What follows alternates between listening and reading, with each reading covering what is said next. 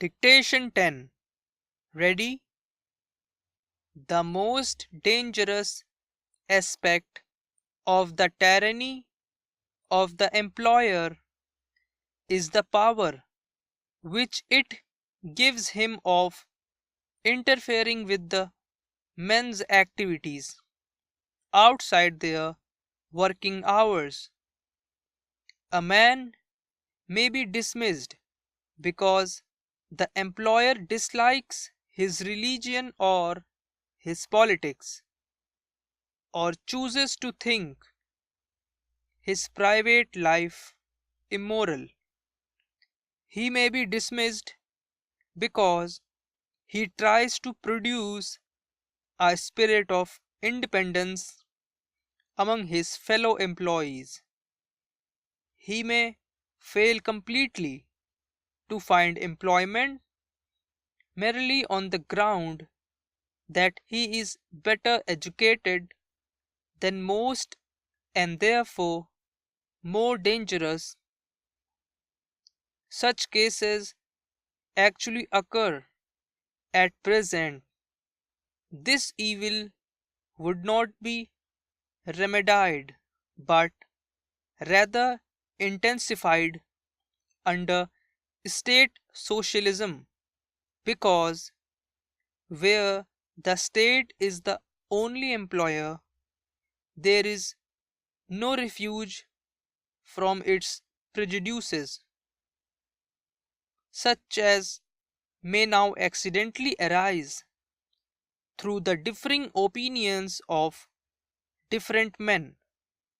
The state would be able to enforce any system of beliefs it happened to like, and it is almost certain that it would do so.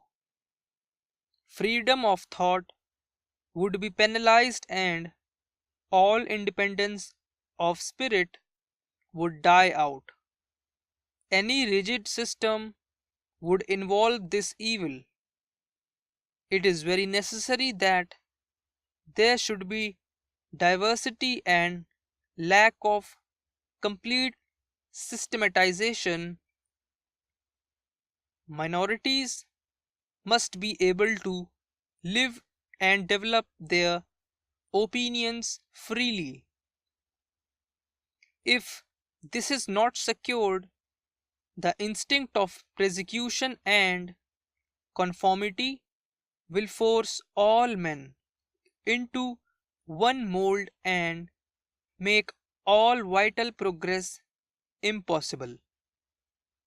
For these reasons, no one ought to be allowed to suffer destitution so long as he or she is willing to work, and no kind of inquiry ought to be made into opinion or private life. It is only on this basis that it is possible to build up an economic system not founded upon tyranny and terror. The power of the economic reformer is limited by the technical productivity of labor so long as it was necessary to the bare subsistence of the human race that most men should work very long hours for a pittance. So long no civilization was possible except an aristocratic one.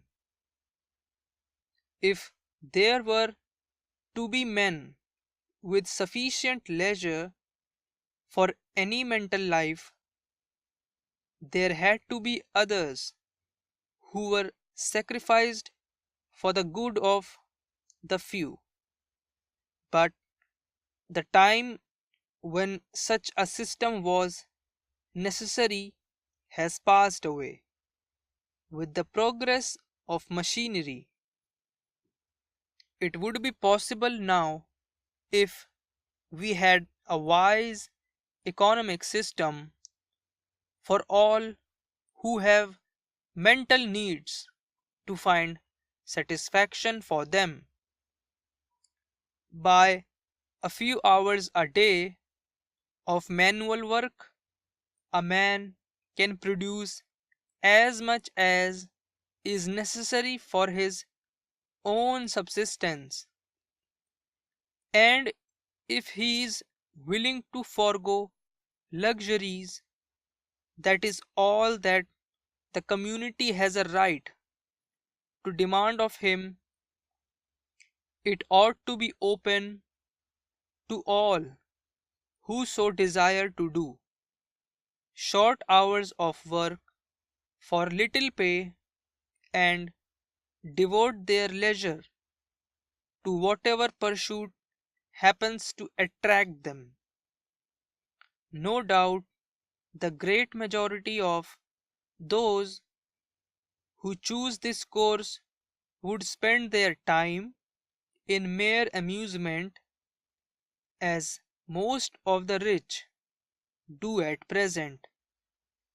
But it could not be said in such a society that they were parasites upon the labor of others, and there would be a minority who would give their hours of nominal idleness to science or art or literature or some other pursuit out of which fundamental progress may come. In all such matters, organization and system can only do harm. The one thing that can be done is to provide opportunity without repining at the waste that results from most men failing to make good use of the opportunity, but except in cases of unusual laziness or eccentric ambition, most men would elect to do a full day's work for a full day's pay. For these, who would form the immense majority, the important thing is that ordinary work should, as far as possible, afford interest and independence and scope for initiative. These things are more important than income. As soon as a certain minimum has been reached, they can be secured by guild socialism, by industrial self government, subject to state control as regards the relations of a trade to the rest of the community. So far as I know, they cannot be secured in any other way. But there is no need of political action to transform the machinery of the state. Side by side with the transformation which we hope to see in economic institutions in this country, neither transformation is likely to be brought about by a sudden revolution.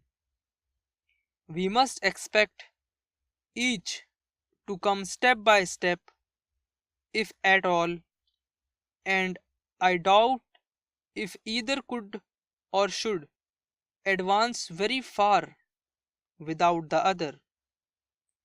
The economic system we should ultimately wish to see would be one in which the state would be the sole recipient of economic rent, while private capitalistic enterprises should be replaced by self governing combinations. of those who actually do the work. Finished.